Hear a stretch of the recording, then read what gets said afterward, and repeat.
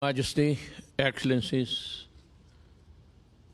may I welcome the leaders of the Republic of Korea, His Excellency Moon Jae-in, Japan, His Excellency Shinzo Abe, and China, His Excellency Li Keqiang.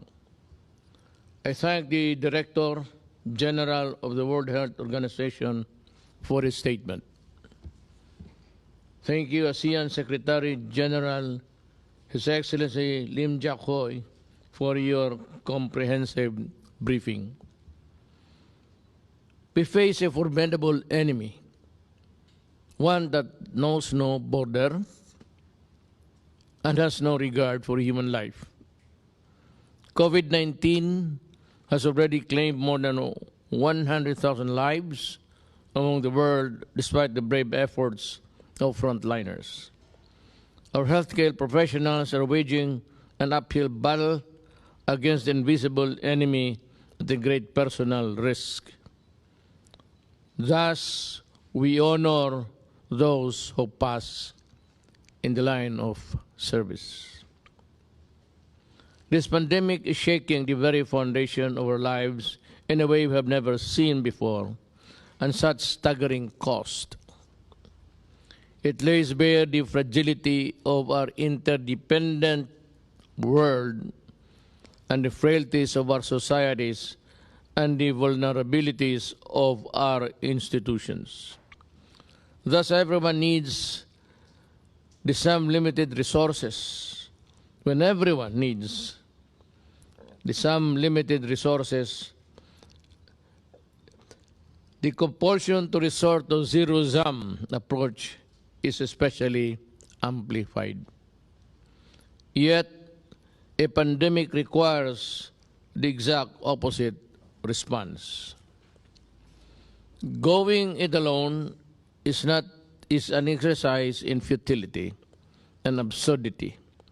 There can never be victory if we do not defeat the virus everywhere. We have to choose the intelligent and productive path of cooperation. It's the only way. We thank our dialogue partners, China, Japan, and the Republic of Korea, for choosing this path. We are grateful for your timely and generous assistance in time of great need, especially those on the end of the line. We must continue working together to end this pandemic with finality. Our most urgent priority is strengthening the capacity of our healthcare system. We call on the increased production and the facilitation of trade of vital medical equipments and supplies in our region. We support the creation of regional reserves of medical supplies to better equip us in this fight. But equally important, we must significantly enhance scientific cooperation, particularly in the area of vaccine and antiviral or viral treatment, research, and development.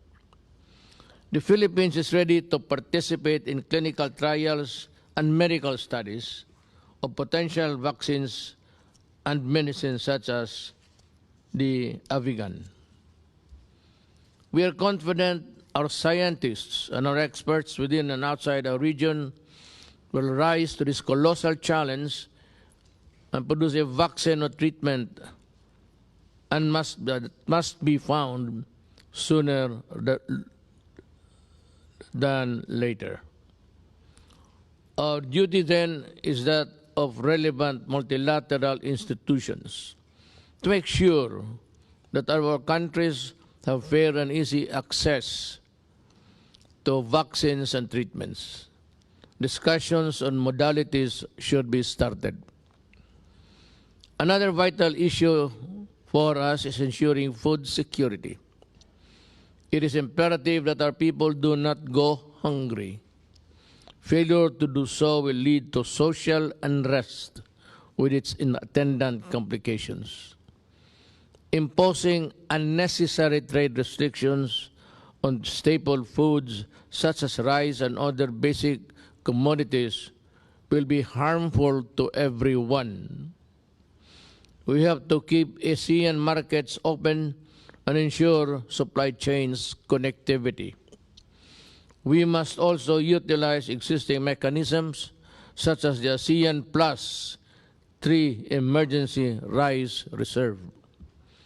Your Majesty, Excellencies, we are still in the early stages of this crisis, but it is never too early to think of a post-pandemic recovery program. COVID-19 has brought the world to a standstill. We face the spectacle of a global recession.